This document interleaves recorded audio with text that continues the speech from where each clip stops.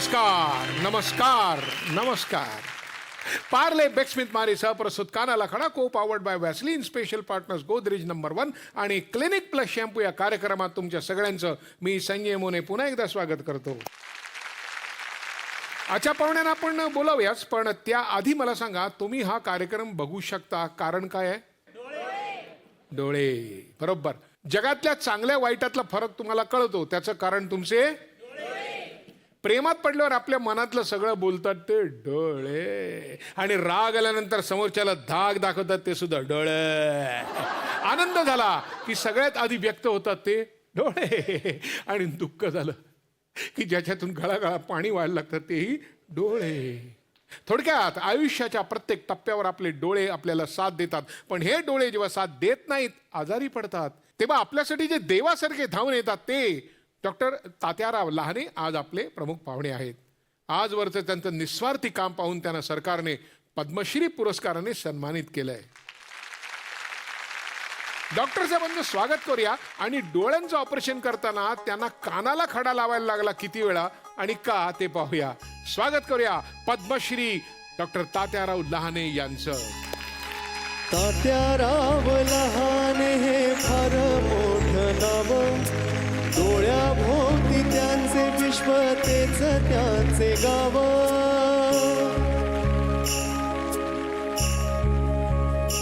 हे कष्टातून प्रवास केला आजवर पार, साधेपणा त्यांच्या ठाई प्रामाणिक भाव. दृष्टी दिली ज्यांनी मोफत गोर गरिबांना, स्वार्थ नाही कधी ठेवला.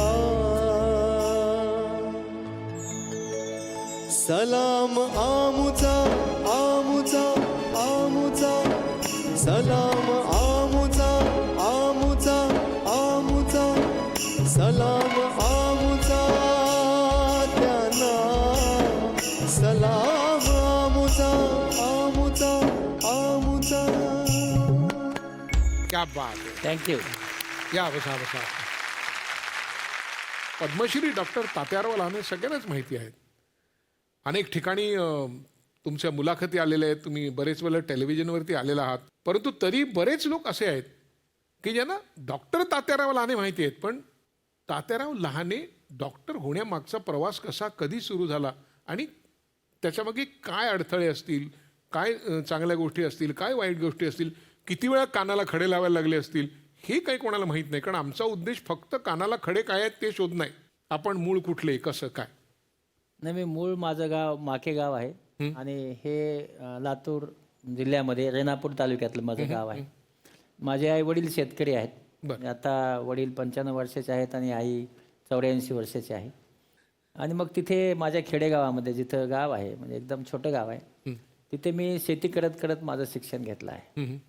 आणि मग तिथून पुढचा प्रवास म्हणजे पुढे काय होता येत असतं हे मला माहीत नव्हतं, पण मी आपलं शेती करत करत म्हणजे थोडा वेळ सर्वांची शाळा जी आहे ते 10 जूनला भरायची, माझी मात्र 15 ऑगस्टला भरायची, कारण तेवढे दिवस मी शाळेत जाऊ शकत नव्हतो कारण शेतीची कामं करायचो.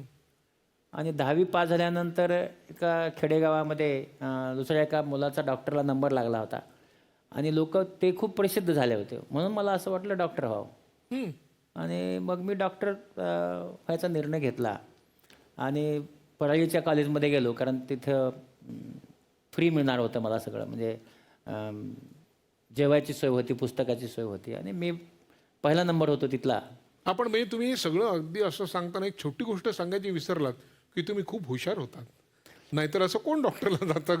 हो, ते म्हणजे माझा हुशारीच्या पाठीमागे बऱ्याच गोष्टी आहेत अशा की मी गुरं चारताना अभ्यास करायचो निसर्गाच्या सानिध्यात, त्याच्यामुळे बहुतेक हुशारी आली असं मला. मी स्वतः हुशार असावं असं मला वाटत नाही. आणि तिथे गेल्यानंतर मला एक असं झालं की भाषा कशी कानाला खडा लावायला लागते. त्यांनी सांगितलं की तुमचा इंटरव्ह्यू होईल मगच तुम्हाला आम्ही प्रवेश देऊ त्या हॉस्टेलमध्ये. त्यांनी मला बोलवलं आणि जुलाईचं पुस्तक वाचायला दिलं. तर मी ज्या शाळेत शिकलो त्या शाळेमध्ये मला शिकवायचे, तिथं स्टमक लिहिलं होतं. वाचता वाचता मी ते स्टमच वाचलं. आता ह्याच्यासाठी म्हटलं की माझ्या शिक्षकाने मला स्टमच शिकवलं होतं आणि मी स्टमच म्हणून टाकलं. ते म्हणाले गेट आउट. म्हणलं काय झालं साहेब?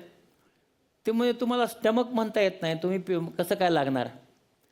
आणि मालो आता ही भाषा अशी अडचणीचा विषय असतो हे मला कधी माहीत नव्हतं. आणि मी खरंच कानाला खडा लावला की त्याच्यानंतर किंवा याच्या पुढे जेव्हा कधी भाषेचा प्रश्न येईल तेव्हा आपण काही तर शिकलं पाहिजे. आणि मग प्रोनाऊन्सिएशन्स वगैरे जे आहेत ते मी करायला लागलो. पण त्यावेळेस असं झालं की जी 20 मुलाची बॅच होती ज्याच्यात मला घेतलं नव्हतं, तर त्यांना मला घेतलं नाही म्हणून मी घरी निघालो पेटी घेऊन. टीचर भेटले मला, डॉक्टर काळे म्हणून होते. ते म्हणले शेतकरी आहेस, काम करतोस का? म्हणलं हो. ते म्हणले पाणी घालायचं काम कर झाडाला. मी रोज झाडांना 50 घागरी पाणी घालायचो, 30 रुपये मिळायचे. त्याच्यावर माझं शिक्षण झालं. शेवटी परीक्षा झाली. त्या 20मधलं कोणीच मेडिकलला नाही लागलं, बर. पण मी मात्र लागलो. स्टमकवाले कोणी लागले लागले नाही. स्टमचवाले लागले. हां, एकटा समजवायला लागला. क्या बात आहे, क्या बात आहे. आणि मला असं वाटलं की या उच्चाराला काही महत्त्व नसतं. नसतं, तुमच्या कष्टाला महत्त्व असतं. आणि त्या कष्टामुळे मी लागलो. आणि मग तुम्ही कुठल्या कॉलेजमधनं पासआउट झालं? मी वैद्यनाथ कॉलेजला होतो, तिथून मी औरंगाबादला आलो. बरं आणि औरंगाबादला मी MBBS केलं. बरं. आणि MBBS केल्यानंतर मग MBBS करण्यापूर्वी एक माझा असा प्रसंग आहे की जो ज्या घरी राहत होतो मी, कंडक्टरच्या घरी राहत होतो, त्यांना सांगितले की तुमची मुलगी मला द्या आणि त्याच्यानंतर मग मला शिक्षण करा माझं. ते म्हणाले हो. त्यांचे वडील माझ्या गावात आले घोड्यावर बसून. आपलं माहीत आहे की गावातले लोक आपल्यावर खूप चांगलं प्रेम करत असतात, तसंच माझ्या गावातले लोक होते. आल्यानंतर त्यांना विचारलं ते पुंडलिक कुठं राहतात? ते म्हणले कोणते पुंडलिक? सांगितलं असं असं मुलगा शिकतो तो. ते कशाला देता म्हणले, त्याच्याकडे जर दिलं तर ते उद्याच मजुरी करावी लागेल, खूप गरीब आहेत, त्यांच्याकडे झोपडी आहे, घर नाही. हे गावातले लोक, गावातल्या लोकांचं एकमेकावर असंच प्रेम असतं. ते माणूस पडत गेला, त्याने काही मला मुलगी दिली नाही. आणि मग अशा ह्याच्यातनं मी शिक्षणाला आलो होतो MBBSला. तिथे आल्यानंतर मात्र पुस्तक विकत कधी घेतलं नाही. मी लायब्ररीत बसायचो. लायब्ररीवाल्याने मला रोज हाकलून द्यायचं की 11 वाजता लायब्ररी बंद करायच्या, तुम्ही आता गेलं पाहिजे. आणि मग MBBS जेव्हा पास झालो तर तेव्हा पास व्हायच्या पूर्वी आमदार मुंडे होते, ते आले माझ्याकडे आणि ते म्हणले माझी मुलगी करा. मी घाबरून गेलो. म्हणलं कंडक्टरने दिली नाही, हे आमदार कसं देणार? त्यामुळे बाबा म्हणलं तुमचं काही तर चुकलं आहे, मी तुमच्या लायक नाही आहे. पण ते खूप चांगले होते. ते मला द्यायचीच आहे. आणि मग त्यांनी मला ती मुलगी दिली. ती माझी बायको आहे आज. पण एक निश्चित आहे की 2-4 कानाला खडे लागले की आमदाराची मुलगी मिळते, म्हणून आपण काम करत खडे लावून घ्यावे. बरं, ते स्टमकवाले जे 20 काय मेडिकल तर काय नाही झाले, काय झालं त्यांचं पुढे? नाही, ते कसं आहे की त्याच्यामधला एक पैलवान नावाचा होता, तो दुसऱ्या वर्षी लागला म्हणजे रिपीट केल्यानंतर. 19 जे लोक आहेत ते आपलं कुणी बाकीच्या ठिकाणी कुणी कंडक्टर झाला, कुणी ड्रायव्हर झाला, असे होत गेले, पण कोणी डॉक्टर झाला नाही. अरे अरे, म्हणजे त्यांच्या स्टमकचा प्रश्न बिचाऱ्यांचा तेवढा सुटला नाही, तो भागला, पण जसा मला स्टमक सुटेपर्यंत भागला तसा त्यांचा नाही भागला. पण मला असं वाटतं की आता तुम्ही ही एक भाषा शिकलात, पण ते तुम्ही गरजेपुरती शिकलात. काही लोक आपली मातृभाषा बाजूला काढून टाळून इंग्रजी शिकतात. कितपत बरं वाटतं? नाही, मला असं वाटतं बरं का की आपण जे काही ज्ञान घेतो ते परकीय भाषेमध्ये घेतलं तर ते आपल्याला ज्ञान म्हणून कधीच आत्मसात होत नाही, तर ते पाठांतरच होतं. पण आपल्या मातृभाषेत जर आपण ते बदललं त्याचं आणि शिकलं तर जन्मभर ज्ञान म्हणून राहतं. म्हणून जे कोणी परकीय भाषा शिकतात तर त्यांनी ठीक आहे ती शिकावी. ते लोक म्हणतात किंवा कॉन्व्हेंटमध्ये बोललं तर चांगलं असतं, कारण ते असं थोडं करायचं, असं थोडं करायचं, ते सगळं चांगलं असतं म्हणतात लोक, करायला काही हरकत नाही. पण ती मराठीत काय हे आपलं आलं पाहिजे. आणि म्हणून दुसरी भाषेमध्ये आपलं ज्ञान घेण्यासाठी काही हरकत नाही, पण मातृभाषा हीच फक्त ज्ञान वाढवू शकते. आता तिथे कसं आहे की एकदा MBBSला मी जेव्हा पास झालो तर शेवटच्या दिवशी माझे सासरे वारले आणि डोळ्यामध्ये नापास झालो. आता मी डोळ्याचा डॉक्टर आहे, पण मी डोळ्याच्या विषयात नापास झालेला डॉक्टर आहे. लोक असं म्हणतात की समजा आपण नापास झालो तर आपलं यश मिळत नाही. ते चुकीचं आहे. नापास झाल्यास खरंच अभ्यास जास्त होतो. दुसऱ्या वर्षी मी पुन्हा बसलो आणि मला डोळ्यात PG मिळालं. मला व्हायचं होतं हाडाचा डॉक्टर किंवा पेडियाट्रिकचा, लहान बाळाचा. पण नापास झाल्यामुळे 3% कटत होते. सासरे वाढले, आता शिकवणारं कोणी राहिलं नाही. मला शिकायचं होतं. मग मला 700 रुपये मिळायचे म्हणून फक्त डोळ्याचा डॉक्टर झालो मी. आई वडिलांचं स्वप्न काय होतं, शेतकरी व्हावं की डॉक्टर व्हावं? माझ्या आईवडिलांचं तसं स्वप्न काहीच नव्हतं, कारण ते शिक्षित आजही शिक्षित नाहीत. तर आमच्या घरातल्या लोकांना त्यांनी शिकवलं. पण मला शाळेत गेल्यानंतर माझी आई जी अंजनाबाई आहे, कारण वर्गामध्ये मुलं कमी पडले, शिक्षकांनी सांगितलं की याचं 6 वर्ष वय शाळेत घाला, म्हणून माझ्या वडिलांनी शाळेत घातलं. त्यांची काही चूक नाही आहे, कारण शेती करण्यासाठी मग घरातला मोठा मीच होतो, म्हणून शाळेत जावं असं वडिलांना वाटत नव्हतं. आईंना असं वाटत होतं की हे शाळेत गेला पाहिजे. आणि मग मी जेव्हा शाळेत गेलो तर 4थी पास झाल्यानंतर 4थीला माझा पहिला नंबर आला होता सेंटरमध्ये. 5वीत जायचं मला. तर वडील म्हणले नाही जाता येणार तुला, कारण कोणी शेतात काम करायचं. आई म्हणली ह्याला शाळेत घाला. आणि हळूहळू म्हणजे त्या दोघांच्या ह्याच्यात मला मग पुढे 8वी 9वी नंतर वडील पण म्हणायला लागले की आपलं शिक्षण झालं पाहिजे. आणि मग दोघांनी मिळून त्या शिक्षणात मला मदत केली. पण आपलं सांगतो की खूप गरिबी होती, म्हणजे मला पेन घेता आला नाही. म्हणजे आज कोणी मला विचारतं किंवा तुम्हाला काय गिफ्ट आवडेल, तर आजच एक मनुष्य आला की सोनं घेऊन आला माझ्याकडे. सांगितले असं काही घेत नाही मी. मग काय आणू, हे पेन काढला मी, हे माझा 50 रुपयाचा पेन आहे, ते घेऊन ये म्हणलं. मला आणून दे, कारण तो मला आवडतो. 8 वर्ष मला पेन नव्हता, कारण पेन घेऊ शकत नव्हतो, बोडून लिहायचो मी. तर अशा ह्याच्यात मी शिक्षण घेत होतो. किती पैसे पडायचे त्या काळात पेनाला? पेनाला त्यावेळेस मला वाटतं 1.5 रुपया पडायचा. 1 एवढे रुपया पैसे नसायचे? काहीच नव्हतं ना, ते तेवढे पैसे असायचेच नाही जवळ. आणि म्हणून मग ते घेणं शक्य नव्हतं. आणि आता जर मला चांगला पेन, आजही मला चांगला पेन कोणी दिला तर मी फार खुश होऊन जातो. तेच कोणी काय आणून दिलं तर मी घेत नाही. मी सांगतो हे काही मला नको आहे. मला एकच आवडतं ते म्हणजे पेढे, ते पेशंटला वाटतो, आणि पेन मला लागतो. पदवी मिळाली, मग मेडिकल ऑफिसर झालात, पण मग पुढे तुम्ही काय केलं मग? नाही, पुढे मग मी डोळ्याचं जेव्हा करायला लागलो, हां. तर तेव्हा मग मी डोळ्याचं ऑपरेशन्स वगैरे सगळे शिकायला लागलो. आणि मी कसं आहे की जेव्हा MA झालं माझं, त्याच्यानंतर मी अंबेजोगाईला जाऊन जॉईन झालो नोकरीला, कारण तिथे माझं सासरवाडी आहे. लोक मला येऊन मुंडेच म्हणायचे, कुणी लहाने म्हणायचंच नाही, मुंडेचा जावाई. मी म्हणलं ठीक आहे म्हणा. पण पुढे काय झालं की कुणी डोळ्याचा पेशंट माझ्याकडे यायचंच नाही. पुन्हा डिलिव्हरी आहे, मार लागला आहे, ताप आला आहे, असेच पेशंट यायचे. आता डोळ्याचं काय येत नाही आपल्याकडे पेशंट. थोडे दिवसांनी लोकांना कळालं की मी डोळ्याचा डॉक्टर आहे. मग यायला लागले लोक. पण तरी मी समाधानी नव्हतो की खूप कमी पेशंट यायचे. पण गावात गेल्यानंतर आंधळे खूप असायचे. आणि मग मी घाटतांदूर नावाचं एक गाव होतं, तिथे गेलो. तिथे गेल्यानंतर पेशंट आले, 10च पेशंट आले. म्हणलं का नाही आले? ज्या प्रसंगाने मला तात्याराव लहाने बनवलं तो हा प्रसंग आहे, ज्याच्यात त्यांनी सांगितलं की नंदागाव नावाचं गाव आहे, त्या गावामध्ये 30 पेशंट आहेत. पण एका पेशंटचा डोळा गेला ऑपरेशननंतर. काय झालं की त्याच्या डोळ्याला ऑपरेशन केलं तर डोळ्याला काचबिंदू बसला, डोकं दुखतं. त्यामध्ये गावामध्ये मारुती मंदिर असतं आपल्याकडे. त्या काळामध्ये साप चावला, काय झालं की त्या देवळात नेऊन सोडायचे. तसं त्यांना नेऊन सोडलं. आणि ते मारुतीचं मंदिर दगडानेच बांधलेलं असतं कुठल्याही गावामध्ये. त्यांनी आपलं डोकं दुखाले म्हणून त्याला ते डोकं आपटलं, रक्तस्राव झाला डोक्यामध्ये, आणि तो मृत्यू पावला. पण हे लोकांच्या लक्षात आलं नाही. त्यांना वाटलं की ते डोळ्याचं ऑपरेशन केलं म्हणून मृत्यू पावला. त्या गावात 30 लोक अंध होते. माझ्यावर डॉक्टर बिराजदार होते. त्यांना म्हणलं चला त्या गावात आपण जाऊया आणि त्या लोकांना घेऊन येऊया. मी गेलो त्या गावामध्ये, सरपंचाला जाऊन भेटलो. त्यांना सांगितलं मी असं असं. त्या भागातले माझे सासरे आमदार होते, त्या गावात आमदारच होते त्या आधीच. मी सांगितलं असं असं मी त्यांचा जावाई आहे, मी डोळ्याचा डॉक्टर आहे, आणि मला तुमच्या गावातले जे अंध आहेत त्यांना तपासायचं. असं सांगितल्यानंतर पुढच्या 10 मिनिटांनी 40-50 लोक आले आणि त्यांनी आम्हाला दगड घालायला सुरू केलं. आणि एवढ्या जोरात दगड घातले की आमची जीप तिथेच ठेवली आणि मी बिराजदार 10 किलोमीटर पळून निघून आलो. आणि मी कानाला खडा लावला की दुसऱ्याला उपकार करायला स्वतःहून जायचं नाही, तो आला तो उपकार करायचा. कारण स्वतःहून जर तुम्ही तिकडे त्याच्याकडे गेले की त्याला असं वाटतं की हे का आला की. आणि म्हणून लोकांनी जेव्हा आपल्याकडे काम आहे म्हणून आले तेव्हा त्याला नक्की मदत करायची. पण आपण जाऊन मदत करत असले की लोक त्याचा गैरसमज करून घेतात. आणि मग मी निघून आलो तिथून, पळून आलो आम्ही. पण मी जिद्द नाही सोडली. मी पुन्हा चौकशी केली तर माझ्या गावातली एक मुलगी आहे चंद्रभागा नावाची, त्या गावात दिली आहे. मी तिच्याकडे गेलो. कसं काय आलास म्हणली, त्याची काही माझी भेट नव्हती कधी. मी म्हणलं काय नाही गं, तुला भेटायला आलो.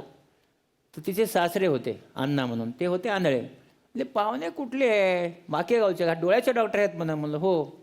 हे पाहणं म्हणे माझ्या ताटात कुत्रे जेवतात, ते आपलं मला बाथरूमला संडासला घेऊन जात नाहीत. मेलेलं बरं. तर म्हणलं चला ऑपरेशन करू. बरं आहे म्हणले चला. मग गावातले सगळे पाहुणे बोलवले आणि म्हणाले मी येतो तुमच्याबरोबर, पण बरं वाईट झालं तर तुम्ही मला ह्या गावामध्ये आणून सोडा पुन्हा. म्हणजे याचा अर्थ काय, आपल्याकडे आहे ना पुराणामध्ये यम, मी यम आहे त्याला घेऊन चाललो आहे. मग त्यांना मी घेऊन जायला लागलो आणि त्यांना मी आणलं.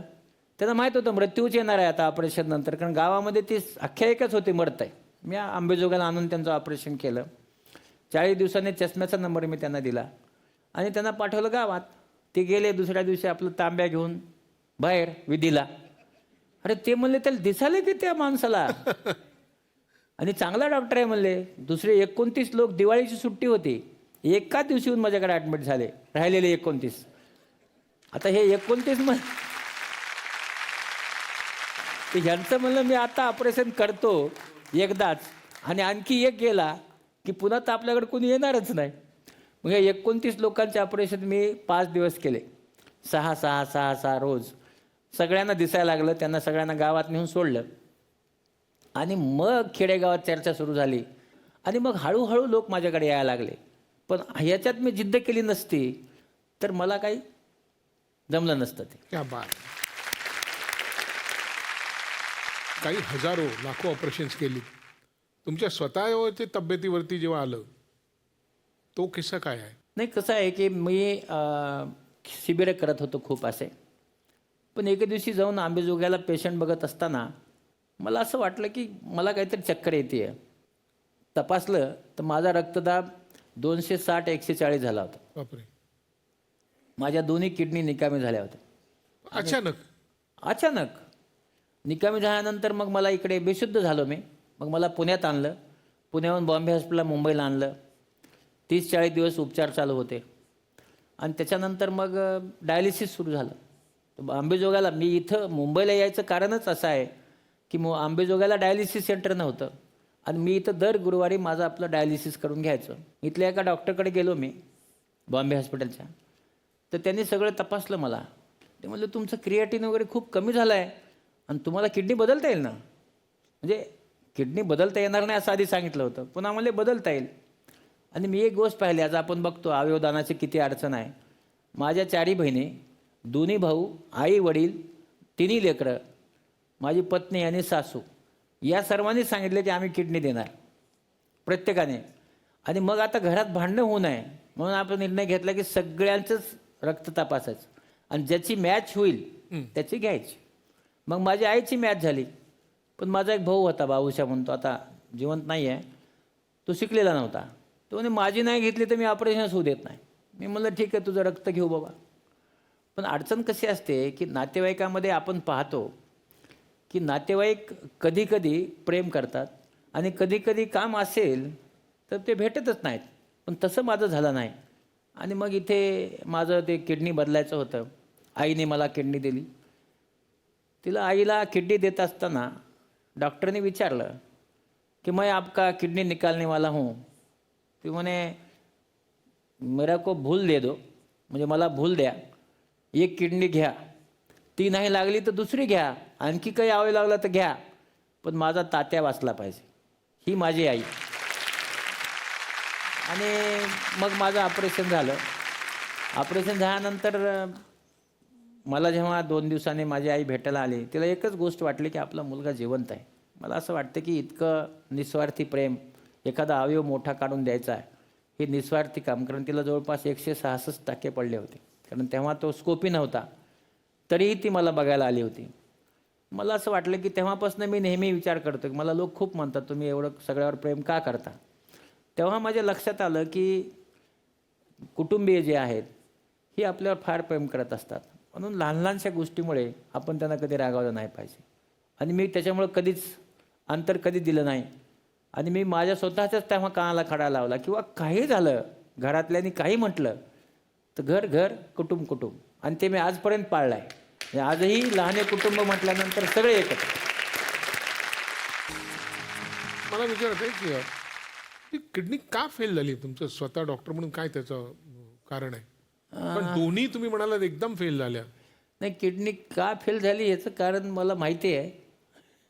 कारण मला त्या काळामध्ये म्हणजे पॉयझन देण्यात आलं होतं आणि विषप्रयोग करण्यात आला होता. हां, आणि तो फार उशिरा मला कळाला की जेव्हा माझी किडनीची तपासणी की अमेरिकेला केली तेव्हा कळालं की त्याच्यामध्ये पण म्हणजे कसं काय म्हणजे हे काय माहीत नाही, म्हणजे कसं मी स्वतः ॲक्सिडेंटली खाल्लं, मला दिलं, कशात काय झालं माहीत नाही, पण ते पॉयझन होतं म्हणूनच माझं ते किडनी बदलता येत नव्हते.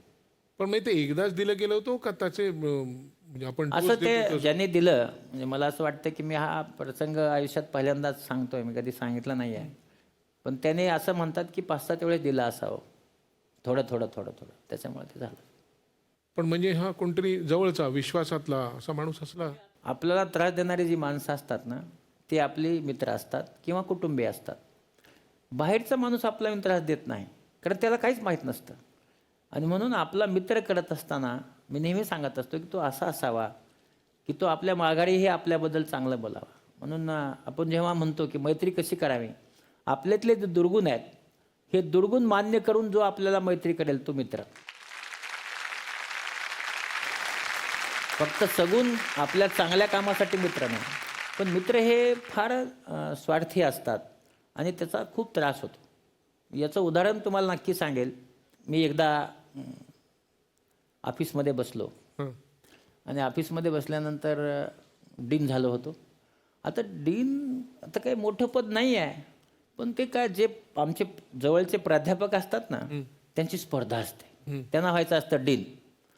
आता मला काय 3 वेळा डीन नाही म्हटलं होतं, पण आता सरकार म्हणलं डीन व्हा, मी झालो आणि डीनच्या खुर्चीत बसलो. खुर्चीत बसल्यानंतर लोक यायचे भेटायला. एक मुलगी आली भेटायला आणि ती मला म्हणली 10 लाख रुपये द्या. 10 लाख रुपये का द्यायचे? नाही, 10 लाख रुपये द्या, नाही तर मी इथं कपडे फाडते म्हणे. मी म्हणलो पण आता काय करायचं, कारण अशा वेळेस मी 2-4 बेल दाबल्या तर नेमका मामा तिथे, माझा जो अटेंडंट आहे तो तिथे नाही आहे, माझी स्टेनो जेवायला गेली आहे, म्हणजे वेळ पकडूनच आलेल्या होत्या ते. म्हणजे पैसेच द्या मला. मी म्हणलं कसं देता येईल, 10 लाख कुठून देऊ, माझा पगार इतका आहे, मी कपडे फाडते. मी म्हणलं ठीक आहे, फाडा कपडे, काय करू शकतो मी. आणि तिथे फाडले कपडे. म्हणलं बसा खाली. बसल्या तर मी सगळं रेकॉर्ड केलं होतं. समोर माझा कॉम्प्युटर होता, तो चालू केला. पोलीस स्टेशनला फोन केला आणि तिला म्हणलं बघ बाबा, मी तिने स्वतःचे कपडे स्वतः फाडले होते, आम्ही बोललेलं सगळं त्याच्यामध्ये रेकॉर्ड झालं होतं. आणि मग त्याच्या लक्षात आलं की आता आपलं चुकलं आहे. तर मी कानाला खडा लावण्याऐवजी तिने कानाला खडा लावला की याच्यापुढे असं करू नये. पण आपल्याकडे म्हणून प्रिकॉशन, कुठल्या घटना घडणार आहे त्याचं प्रिकॉशन घेतलं तर आपल्या कानाच्या ऐवजी दुसऱ्याच्या कानाला खडा लावता येतो. माझ्यावर अट्रॉसिटीची केस झाली, जातीवाचक शिवीगाळ केली म्हणून केस झाली. आपला निश्चित सांगतो की मी शिवी बंद करून त्यावेळेस 10 वर्ष झाले होते. मी शिवी देतच नव्हतो. तर ती मुलं जिथं काम करत होती, संप झाला होता, मी सांगितलं अरे बाबा त्यांना काम करू द्या आणि त्यांना तुम्ही बाहेर जा. मी पोलिसांना पण फोन केला की ह्यांना तुम्ही घेऊन जा, किंवा बाकी दवाखाना आहे, जे काम करतात त्यांना करू द्या. पण जे माझे मित्र होते त्यांना डीन व्हायचं होतं, ते रोज असायचे माझ्याबरोबर. त्यांनी त्याला सांगितलं की जातीवाचक शिवी दिली म्हण आणि कर दाखल तक्रार. त्यांनी ती जातीवाचक शिवी दिली म्हणून तक्रार दाखल केली आणि मग मला ते अटक वगैरे करण्यासाठी सगळं झालं. पण मी कोर्टात सांगितलं व मला असं असं आहे, मी काही म्हटलेलं नाही आहे, चौकशी काय तुम्हाला करायची ती करा. मग कोर्टाने मला जमानत दिली की मला सांगितलं की नाही हा खरा मनुष्य आहे. पण ज्याने करायला लावलं ते मित्र.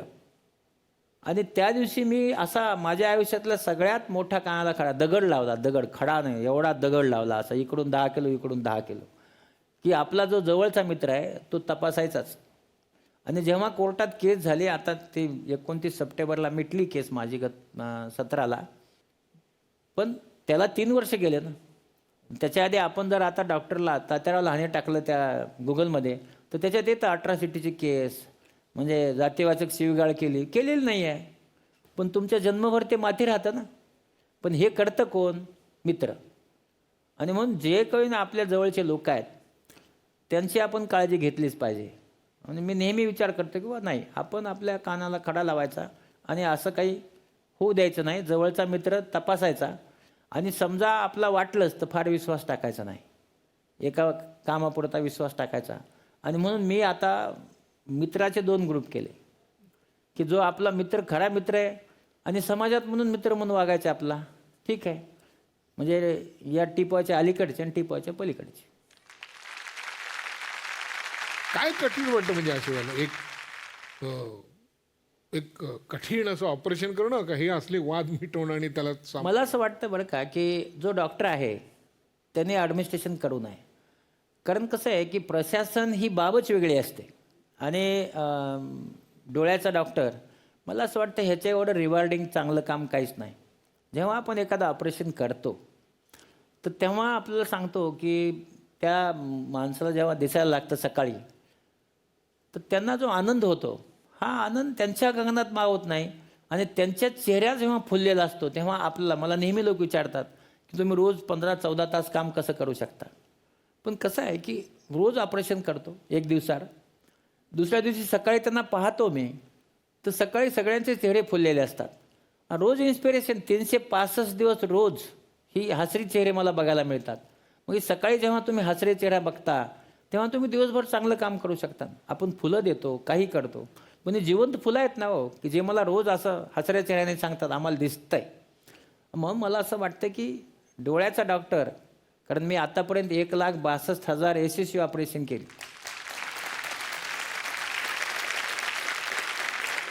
पण याच्यासाठी पेशंटचा विश्वास आहे, कारण कुठल्याही डॉक्टरवर विश्वास 10-12 वर्ष असतो, त्याचं प्रॅक्टिस चालते, 20 वर्षानंतर हळूहळू कमी होते किंवा तेवढीच राहते. पण गेल्या 38 वर्षामध्ये दरवर्षी जास्त पेशंट, दरवर्षी जास्त ऑपरेशन, असा माझा ग्राफ आहे 38 वर्ष. आणि हा फक्त विश्वासच. पण तुम्ही खाजगी प्रॅक्टिस कधीच नाही केली त्यानंतर?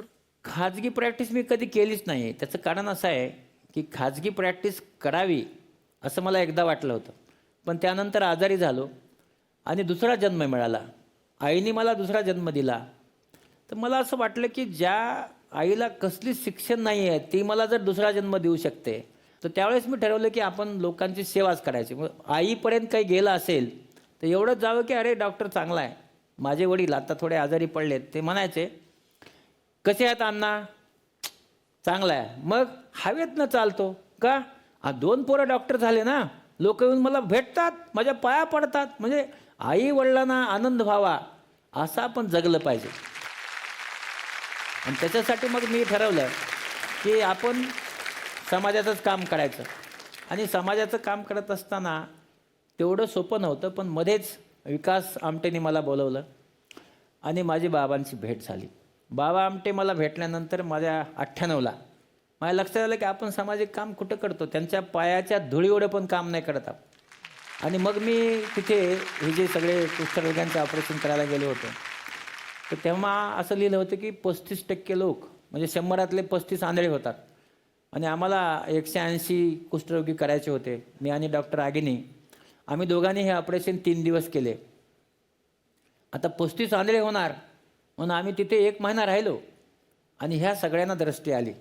म्हणजे जे पुस्तकात लिहिलं होतं संशोधन ते आम्ही खोटं केलं आणि 100% त्यांना विजन दिलं. म्हणजे आज आपल्याला सांगतो आम्ही 2,500 कुष्ठरोग्यांचे ऑपरेशन केले. गेली 20 वर्षे आम्ही आनंदवनात जातो, पण त्यातला एकही माणूस आंधळा झाला नाही. पण ते दोन्ही गोष्टी आहेत त्यात. असं लोक म्हणतात विज्ञान, पण विज्ञानाच्या बरोबर पुण्य आहे, बाबांची पुण्य आहे, त्यांचे आशीर्वाद हे निश्चित काम करतात. आणि त्यामुळे आम्हाला हे करता आलं. म्हणजे मी सगळ्याच म्हणजे आपण जर पाहिलं असेल तर आम्ही खेडेगावात खूप जायचो. आम्ही एकदा निघालो नंदुरबारला, रस्त्यात पोलिसांनी आम्हाला अडवलं, लेट झाला होता. ते म्हणाले जाऊ नका, पुढे चोऱ्या होतात. म्हणालो ठीक आहे. 6-7 गाड्या एकत्र केल्या आणि पुढे गेल्यानंतर दगड टाकले होते. त्यांना सांगितलं गाडी उभी करा, चोरं असावेत. ते आले चोरं. मग ते मी त्यांना सांगितलं हे बघा म्हणलं, आमच्याकडे जितकं काही आहे सोनं नाणं पैसे कपडे सगळं घ्या, पण हानमार करू नका, आम्ही सगळं द्यायला तयार आहेत. पण चांगली कामाचा फायदा नक्की होतो. तिथे त्या चोरांचा जो म्होरक्या होता तो मागे बसला होता. तर त्यांनी त्या उजेडामध्ये गाडीचा जो पुढचा लाईट होता त्याच्यात त्यांनी माझा चेहरा बघितला आणि तो धावत आला. म्हणे लहाने डॉक्टर का? म्हणलं हो. ते म्हणे अरे सोडा म्हणे यांना. नाही नाही साहेब, आता कसं सोडता येईल म्हणे, आता ह्याच्याकडे पैसे आहेत, सोनं आहे. यांनी माझ्या वडिलांचं ऑपरेशन केलं म्हणे, त्यांना दिसतंय.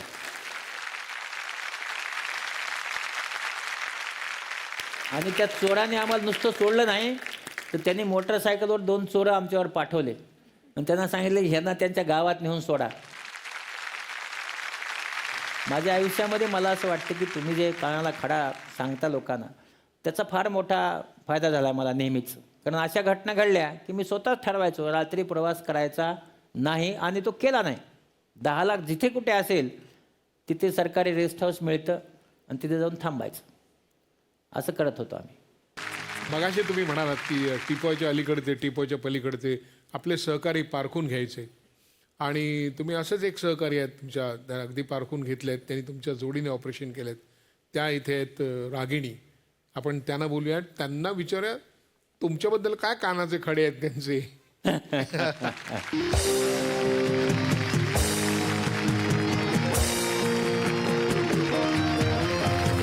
गेली 24 वर्ष तुम्ही त्यांच्याबरोबर त्यांच्या सहकारी आहात आणि एकत्र काम करताय. तुम्ही त्यांच्या इतकेच ऑपरेशन्स केलीत जवळजवळ. तात्यारावांबद्दल तुमचे काय कानाला खडे आहेत? सरांना आम्ही नेहमी सांगतो, आता त्यांचं किडनी ट्रान्सप्लांट झालेलं आहे आणि त्यांना म्हणजे खरं म्हणायचं तर ते गोळ्यांवर जगत आहेत. जगण्यासाठी त्यांना आपण कॅन्सरच्या पेशंटना ज्या गोळ्या देतो, भारी मेडिसिन्स, तशा त्या गोळ्या सर नेहमी घेतात.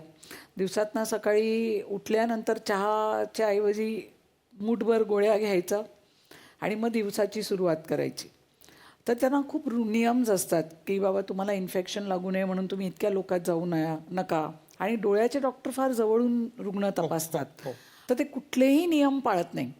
म्हणजे जवळून बघू नका, एवढे रुग्ण बघू नका, खोकला असेल तर जाऊ नका, TB असेल तर जाऊ नका.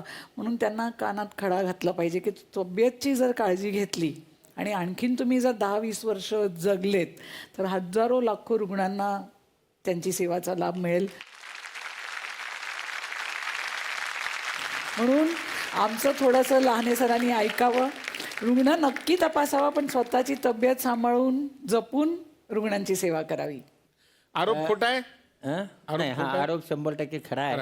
म्हणजे कोर्टाबिटात फाईट करायची गरज नाही, सिद्ध झालेलं आहे. मान्यच आहे. कसं आहे की डॉक्टर रागिनी जर मला जॉईन झाली नसती तर सगळेजण असं म्हणतात की तात्याराव लहाने झाला, त्याला पद्मश्री मिळालं. पण आपलं सांगतो की 95ला रागिनी मला जॉईन झाली. आपलं सांगतो ती जॉईन झाल्यामुळे आज जे रुग्णालयाचा डोळ्याचा विभाग हा भारतात प्रसिद्ध झाला. म्हणजे कसं आहे की आपण नेहमी काय करतो, स्त्री आहे, पण डॉक्टर रागिनी ही दरवर्षी माझ्यापेक्षा 1,500 ऑपरेशन जास्त करते, पण त्याचं क्रेडिट सगळं मलाच मिळतं. म्हणजे तिचं आता एवढे सगळे तिने ऑपरेशन केले, 85,000 ऑपरेशन केले आहेत. कुठल्याही स्त्रीने भारत देशात नाही जगात इतके ऑपरेशन एकटीने केलेलं नाहीत. क्या बात. तिचे ऑपरेशन आहे. आणि पण आता कसं की आपण बघतो की काही झालं की समजा जेचं नाव आलं, तात्याराव लहानेचं नाव येतं. म्हणजे एका वडाच्या झाडाखाली जसं आपण म्हणतो सावलीत झाड दुसरं वाढत नाही, तसं तिची वाढ झाली नाही. मला याचं नेहमी दुःख वाटतं. पण एक निश्चित आहे की त्या डॉक्टर रागिनीने कधीही असा विचार नाही केला की बा मी पुढे नाही आले, मला मोठं व्हायचं आहे, मला असं व्हायचं आहे. सरकारी नोकरीत असं कोणी काम करेल का? स्वतःची मोठी प्रॅक्टिस होती. सरकारी नोकरीत मुळात कोणी काम करेल का इथून सुरुवात? असं तर सोडाच. एवढी मोठी प्रॅक्टिस होती. 10 लाखाचे यंत्र आम्हाला देऊन टाकले वडिलांनी, आणि त्याच्यानंतर ही मुलगी काम करते. खाजगी प्रॅक्टिस सोडून तुम्ही इथे? हो, आणि सोडून तेव्हा 1 लाख रुपये कमवायची 95ला, ते सोडून ती आता माझ्यावर काम करते, सामाजिक काम करते. तुम्ही इतकी ऑपरेशन्स केली, इतकी वर्ष व्यवसायात आहात, तरी डोळ्यांच्या बाबतीत, त्याच्या आरोग्याच्या बाबतीत लोकांचे डोळे उघडतच नाही तो. तर हे काय, म्हणजे कशामुळे होता, बदल का झाला? काय झाले आता या काळामध्ये आपण पाहतो, आपल्याकडे मोबाईल जो आहे, हे लहान मुलं जे आहेत आता, जे आपण असं म्हणूया की त्या मुलांना रडू लागलं मोबाईल, तो जेवत नसेल मोबाईल, त्याच्यावर एक व्हिडिओ दाखवला जातो, आणि मग तो स्वयंपाक करू देत नसेल तर मोबाईल दाखव. तर काय होतं की त्याच्यामध्ये जी लाईट असतो तो डोळ्यात जातो आणि बाहुली आकुंचन पावते, आणि तिचा पुढे जाऊन 10 स्पाझम होतो, आणि मुलाला मायनस नंबर लागतो, डोळे कोरडे पडतात. आणि म्हणून जो मुलगा 2 तास ते 3 तास 4 तासाचा मोबाईल 6 वर्षापूर्वी वापरतो वयाच्या, त्याला चष्म्याचा नंबर लागतो. आणि म्हणून हे चष्मे वाढत चालले. तसंच आता कसं मोठ्यापणी पण तसंच झालं आहे. आपण खूप मोबाईल वापरतो. आणखी आपले फूड हॅबिट जे आपल्या खाण्याच्या आहेत, जंक फूड. आपल्याकडे कसं आहे की आपण जंक फूड एवढ्या मोठ्या प्रमाणात खातो की आपलं प्रथिने जितके पाहिजे ते मिळत नाहीत. म्हणून आपल्या खाण्याच्या सवयी आहेत, आपली वाढ आहे, या सगळ्या गोष्टीच्यामुळे आज हळूहळू चष्मे लागायला लागले. नेत्रदानाबद्दल तुम्ही अधिकार नेत्रदानाबद्दल मला खरंच सांगायचं आहे की आज आपण पाहतो आहे की आपल्याकडे बघा भारत देशामध्ये जवळपास 22 लाख लोकांना डोळ्याची गरज आहे. आपण आज महाराष्ट्राचा विचार केला तर आपल्याकडे 25,000 लोकांना आज डोळे द्यायची गरज आहे. आपल्या भारत देशामध्ये दरवर्षी जवळपास 80 ते 90 लाख लोकांचा मृत्यू होतो. पण आपण भारत देशात मिळून आपण फक्त 50,000 डोळे आपल्याला मिळतात. तेही 70 वर्षाच्या पुढचे बरेचसे असतात, ते दृष्टी येण्यासाठी कामाला पडत नाहीत. म्हणजे डोळ्याचा उपयोग 2 प्रकारे होतो, एक आजारावर आणि एक दृष्टी येण्यासाठी, आणि ते कामाला पडत नाहीत. कमी वयाचे डोळे, ते जर 60 वर्षाच्या अलीकडचे डोळे असतील तर त्याचा निश्चित फायदा होतो. पण असे डोळे खूप कमी मिळतात आणि म्हणून लहान लेकरं आहेत की ज्यांना चष्म्याची डोळ्याची गरज आहे त्यांना मिळत नाही. पण परदेशात मिळतात म्हणून मुलं अंध होऊ शकत नाहीत आणि आपल्याकडच्या मुलांचे डोळे हालायला लागतात कारण त्यांना तो डोळा मिळत नाही. पण आपण जर पाहिलं श्रीलंकेकडे, तर श्रीलंकेमध्ये हे 1 लाख लोक मृत्यू पावतात आणि दरवर्षी त्यांना 2 लाख डोळे मिळतात. खंडपड्या भारत देश श्रीलंकेकडून दरवर्षी 10,000 डोळे घेतो. पण आपल्यामध्ये अंधश्रद्धा खूप आहेत की डोळे दिल्यानंतर भूताच्या जन्माला जातो. कोणी भूत पाहिलं नाही पण जातो. कसं म्हणतात लोक, पूर्ण डोळा बदलला जातो, नवीनच बसवला जातो, मग त्याचं सगळं स्वभाव माणसाला येतो. असं काही होत नाही हो. फक्त बुबुळ एक आपला घड्याळ आहे ना, घड्याळाची जी काच आहे तितकीच बदलली जाते, तेवढीच काढली जाते. खड्डा पडत नाही, रक्त येत नाही. आणि डोळे दिल्याने डोळे मृत्यूनंतर द्यायचे 6 तासामध्ये. आणि हे दिल्याने मला असं वाटतंय की लोक म्हणतात की डोळे दिले तर पुनर्जन्म मिळत नाही. मी पाहिला नाही हो, पण समजा डोळे दिले, आज तुम्ही माझ्याकडे बघताय, माझ्या आईने मला किडनी दिली, आज तिला देऊन 24 वर्ष झाले, त्या किडनीचा माझा पुनर्जन्म आहे. तसं तुम्ही जर डोळे दिले तर दुसऱ्याच्या शरीरावर जाऊन ते पुन्हा 30 वर्ष काम करतील. हा वैज्ञानिक पुनर्जन्म आहे. आपण भारत देशात राहतो, आपल्या एक वर्षाच्या मृत्यू होणाऱ्या लोकांनी जर दिले तर आपण जगातले श्रीमंत माणसं असू, कारण 80 लाख लोक मृत्यू पावतात. पण आपण ते का दान करत नाही हे मला कळत नाही. पण मी सगळ्यांना आव्हान करतो की बाबांनो, या सगळ्या अंधश्रद्धा जाळून टाका आणि समोर या आणि अवयवदान करा. आणि मला असं वाटतं की अवयवदान एवढं मोठं दान कुठलंच नाही. जी व्यक्ती आमच्याकडे पाहुणे म्हणून येते, ती तिच्या कामामध्ये म्हणा, तिच्या इतकी व्यग्र असते की काही कारणांनी काही गोष्टी तिला सांगायच्या असतात, काही कबूल करायच्या असतात, कुणावरती काही स्पष्टीकरण द्यायचं असतं किंवा कुणाला काहीतरी सांगायचं असतं, ते राहून जातं. तर तुम्हाला काही सांगायचं असेल तर हा पुढचा वेळ तुमचा आहे. नाही, मला एकच गोष्ट सांगायची आहे की सध्या जी नवीन डॉक्टर होत आहेत त्यांना मला सांगायचं आहे की आपण जे डॉक्टर होत आहोत ते माणसांचे डॉक्टर होत आहोत. आणि म्हणून आपण आपल्यामध्ये माणुसकी जपणं खूप महत्त्वाचं आहे. आपण पुढे आलेला जो रुग्ण आहे त्याला देव मानणं खूप महत्त्वाचं आहे. आपल्यामधला सेवाभाव जो कमी होत चालला आहे तर तो सेवाभाव कमी होता कामा नये. आपण आता पाहतो की कट प्रॅक्टिस आहे, अशा प्रकारची चर्चा बाहेर होत असते. आणि मला खूप वाईट वाटतं की जो पेशा असा होता की सेवाभावी पेशा होता, त्याचं व्यवसायीकरण होता कामा नये. आणि मग मला सगळ्या डॉक्टरांना आव्हान करायचं की बाबांनो, पैसे मिळतच असतात, आपण सेवाभाव जोपासावा.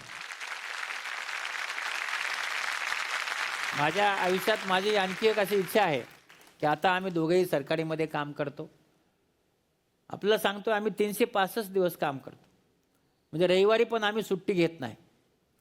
पण तुम्हाला निश्चित सांगतो की उद्या आमचं प्रमोशन असेल किंवा आम्हाला काही मोठं करायचं असेल, आम्हाला नेहमी डावलं जातं. आणि जे काम करत नाहीत, म्हणजे एकही ऑपरेशन वर्षभरामध्ये करत नाहीत, त्यांचा नंबर आमच्या वर असतो. याचं फार वाईट वाटतं की असं का व्हावं. म्हणजे समाजामध्ये आम्हाला जेवढा पाहिजे तेवढा मान मिळतो, पण सरकारमध्ये मिळत नाही. का मिळत नाही देव जाणे. पण आम्ही एवढं काम करत असताना काम नाही करणाऱ्या लोकांचं आमच्यावर प्रमोशन जेव्हा होतं तेव्हा नक्कीच वाईट वाटतं. पण आता ते मान्य करावं लागतं की ठीक आहे असं झालं. पण मला असं वाटतं कुठंतरी काम म्हणजे आज आपण असा विचार केला पाहिजे की जे काम आहे तर कुठल्याही माणसाचं जे काही तुम्हाला व्हॅल्युएशन करायचं आहे ते त्याच्या कामावर केलं पाहिजे. मला आज सांगायचं आहे की मी आता मला पद्मश्री मिळालं, मी मोठा झालो, तर याचं क्रेडिट जसं रागिनला जातं तशीच माझी 40 लोकांची टीम आहे जी माझ्यावर शस्त्रक्रिया करते. दुसरी 67 लोकांची टीम आहे जे मुंबईमध्ये मला काम करते. या प्रत्येक माणसाचा त्या सहभाग आहे. त्या प्रत्येक माणसाने याच्यामध्ये काम केलं आहे. ते बिचारे 18 तास उभे राहतात, त्यांचं नाव होत नाही. आम्ही एवढं काम केल्यामुळे आमचं नाव होतं. पण त्या सगळ्यांचंच मला आभार मानायचं, ऋण व्यक्त करायचं की बाबांनो मी तुमच्यामुळे आहे आणि तुम्ही आहात म्हणून मी आहे. आणि माझ्या मोठेपणाचं सगळं मला जे काही करता आलं त्याचं सगळं क्रेडिट मला माझ्या रुग्णांना द्यायचं आहे. त्या रुग्णांच्यामुळं मी आहे आणि जन्मभर मी रुग्णांची सेवा करणार आहे. जरी 3 वर्षांनी मी रिटायर झालो तर मी रघुनाथ नेत्रालय, माझ्या सासऱ्यांचं नाव आहे, त्यांच्या नावाने मुंबई आणि औरंगाबाद इथे 2 ठिकाणी दवाखाना काढणार आहे. पण तिथं काढूनही पैसे घेणार नाही आहे. ते देखील मी असंच लोकांची सेवा करणार आहे. जे लोक गरीब आहेत त्यांना मोफत, ज्यांच्याकडे पैसे आहे त्यांना पैसे घेऊन, अशी मी आयुष्यभर पुढे सेवा करणार आहे. क्या बात. पद्मश्री डॉक्टर तात्याराव लहाने, आज तुम्ही इथे आलात आणि मनमोकळेपणाने गप्पा मारलात त्याबद्दल झी मराठीतर्फे तुम्हाला एक छोटीशी एक प्रेमाची भेट आठवण म्हणून.